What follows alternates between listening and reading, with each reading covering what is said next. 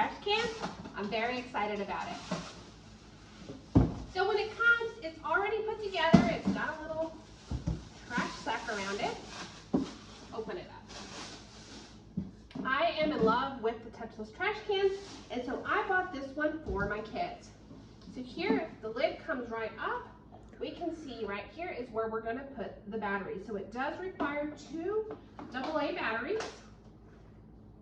Inside the trash can is going to be the lid that goes with the batteries, as well as our instructions.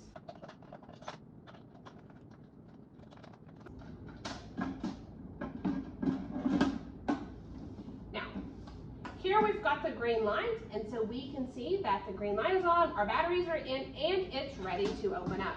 So we can simply move our hands on top.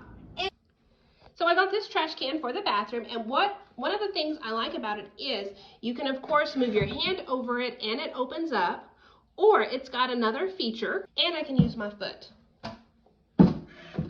And just like that, it opens up as well.